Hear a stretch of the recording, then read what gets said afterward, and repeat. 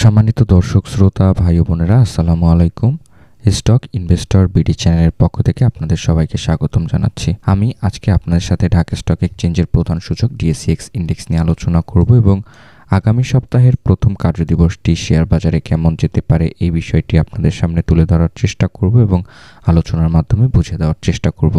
So hello, আমি Yasin Shoaib, welcome to my channel. আর এখনও যারা চ্যানেলটিকে সাবস্ক্রাইব করেননি, প্রতিদিনকার মার্কেট আপডেট পেতে এবং বিভিন্ন স্টক অ্যানালাইসিস পেতে চ্যানেলটিকে সাবস্ক্রাইব করবেন এবং পাশে থাকা নোটিফিকেশন আইকনটি অন করে দিবেন। অলরেডি যারা চ্যানেলটিকে সাবস্ক্রাইব করেছেন তাদেরকে অসংখ্য ধন্যবাদ জানাচ্ছি। আর ভিডিও শুরু করার আগে ভালোভাবে ডিসক্লেমার অংশটি পড়ে নেওয়ার জন্য অনুরোধ করছি। দর্শক, আমরা যদি বিগত সপ্তাহের শেষ কার্যদিবসের ক্যান্ডেলটি একটু লক্ষ্য করি তাহলে দেখতে পাচ্ছি বিগত সপ্তাহের শেষ কার্যদিবসে ক্যান্ডেলটি রেড একটি হ্যামার ক্রিয়েট করে দিনটি পার করেছে এবং এই ক্যান্ডেলটির হায়ার হাই করেছিল 5,961 পয়েন্টের কাছে এবং লোয়ার লো করেছিল 5,868 পয়েন্টের কাছে। তো বিগত সপ্তাহের শেষ কার্যদিবসে কিন্তু মিশ্র প্রতিক্রিয়ায় বাজারটি গিয়েছে, এটি আমরা লক্ষ্য করতে পেরেছি। তো যাই হোক, আমরা যদি এখন ভলিউমের দিকে লক্ষ্য করি তাহলে দেখতে পাচ্ছি রেড একটি ভলিউম ক্রিয়েট করে দিনটি পার করেছে এবং বিগত দিনের তুলনায় কিন্তু বৃহস্পতিবারের লেনদেনের পরিমাণটিও কমে এসেছিল।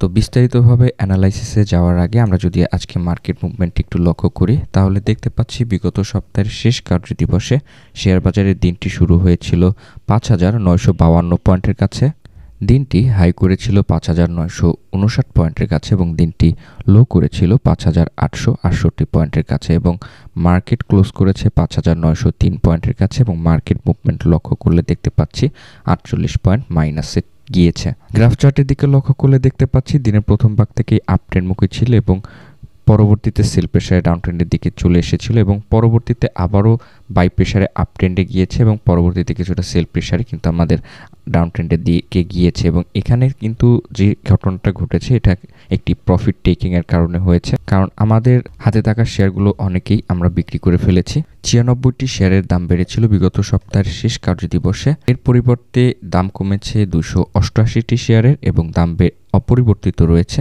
32টি শেয়ারের দাম। তো বিগত সপ্তাহের শেষ কার্যদিবসে যে সকল কোম্পানিগুলো টপ গেইনারের লিস্টে উঠে এসেছে সেখানে উঠে এসেছে DBH, Mithun knitting, Phoenix Finance, Olympic, JMI syringes, Kashem Industries Limited, Prime Textile and Spinning Mills, Singer BD, Saiham Cotton এবং স্কোয়ার টেক্সটাইলস লিমিটেড।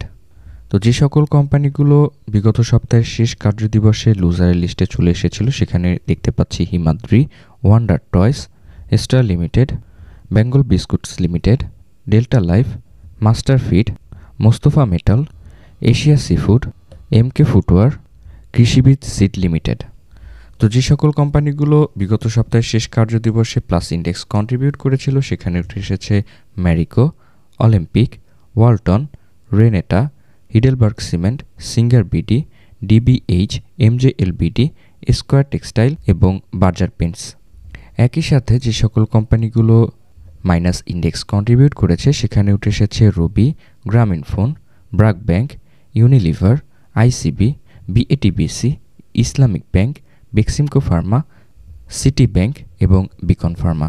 সম্মানিত দর্শক, আমরা যদি এখন ডিএসইএক্স ইন্ডেক্সের সাপোর্ট এবং রেজিস্ট্যান্স লাইনটিকে একটু লক্ষ্য করি তাহলে দেখতে পাচ্ছি আমাদের বর্তমানে প্রথম যে সাপোর্ট লাইনটি রয়েছে এটি রয়েছে 5,478 পয়েন্টের কাছে, দ্বিতীয় যে আমাদের সাপোর্ট লাইনটি রয়েছে এটি রয়েছে 5,209 পয়েন্টের কাছে এবং তৃতীয় যে আমাদের সাপোর্ট লাইনটি রয়েছে এটি রয়েছে 5,044 পয়েন্টের কাছে।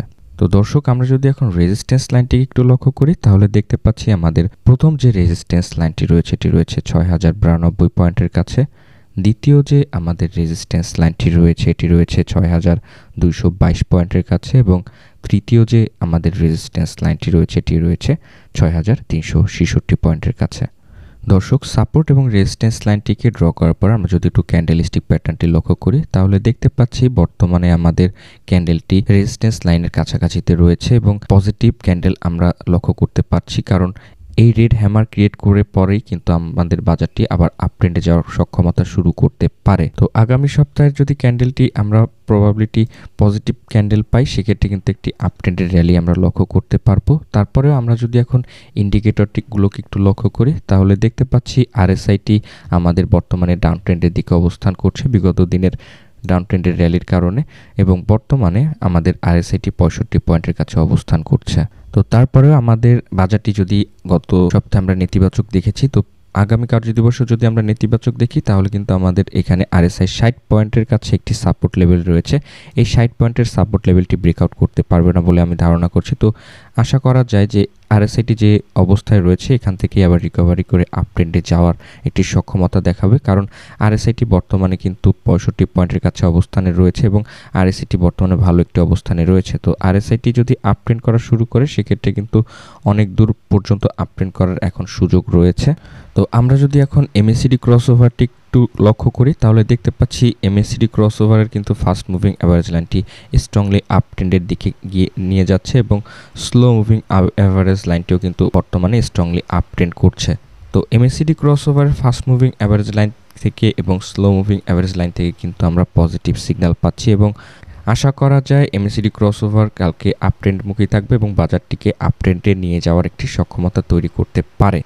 তো আমরা যদি এখন এমএসিডি ক্রসওভারের হিস্টোগ্রামের ভলিউমের দিকে লক্ষ্য করি তাহলে দেখতে পাচ্ছি হিস্টোগ্রামের ভলিউমটি বর্তমানে নেতিবাচক অবস্থানে রয়েছে। বিগত দিনের যে আপ ট্রেন্ডের র্যালিকে সেখান থেকে কিছুটা কমে আসছে। হিস্টোগ্রামের ভলিউম থেকে আমরা নেতিবাচক দিক লক্ষ্য করতে পারলেও আমরা আশা করছি যে আমাদের যেহেতু এমএসিডি ক্রসওভারটি স্ট্রংলি আপ ট্রেন্ডমুখী রয়েছে সেক্ষেত্রে কিন্তু আমাদের বাজারটি আপ ট্রেন্ডের দিকে যেতে পারে। তো যাই হোক, আমরা যদি আবার ক্যান্ডেলস্টিক প্যাটার্নে ফিরে যাই সেখানে লক্ষ্য করলে দেখতে পাচ্ছি বিগত সপ্তাহের শেষ কার্যদিবসের যে ক্যান্ডেলটি আমরা পেয়েছি এটি কিন্তু একটি স্ট্রং সাপোর্ট লাইন ক্রিয়েট করে ফেলেছে 5866 পয়েন্টের কাছে। তো এই যে বর্তমানে ক্যান্ডেলটি সাপোর্ট লাইন ক্রিয়েট করেছে 5866, এই 5866 যে সাপোর্ট লাইনটি এটিকে ব্রেকআউট করতে পারবে না বলে আমি ধারণা করছি এবং এই সাপোর্ট লাইনের কাছাকাছিতে এসেই তারপরে আবার আপ ট্রেন্ড করা শুরু করবে, যেহেতু আমাদের আরএসআইটি কিন্তু একটি ভালো অবস্থানে রয়েছে। তো আগামী সপ্তাহের প্রথম কার্যদিবসে আমরা কিছুটা আপস এবং ডাউনের মাধ্যমে শেয়ার বাজারকে যেতে লক্ষ্য করতে পারবো, কারণ অনেকেই ইনভেস্ট করবেন এবং অনেকেই আবার প্রফিট টেকিং করে বের হয়ে আসার চেষ্টা করবেন। তো এই কারণে আমাদের বাজারটি আপস এবং ডাউনে যাওয়ার একটি সম্ভাবনা থাকতে পারে।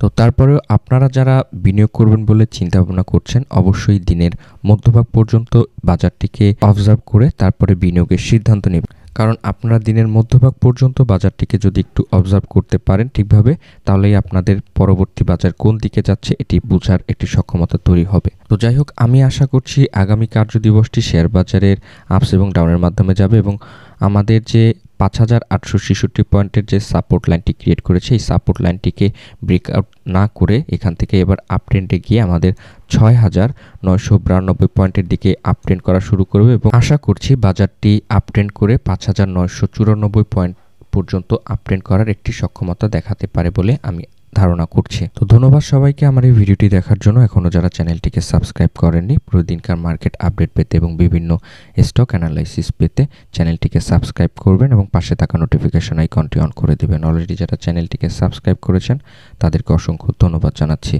আপনার এবং আপনার পরিবারের সবার সুস্বাস্থ্য এবং মঙ্গল কামনায় ভিডিওটি শেষ করছি। আমার জন্য দোয়া করবেন এবং আমার পরিবারের জন্য দোয়া করবেন। আসসালামু আলাইকুম।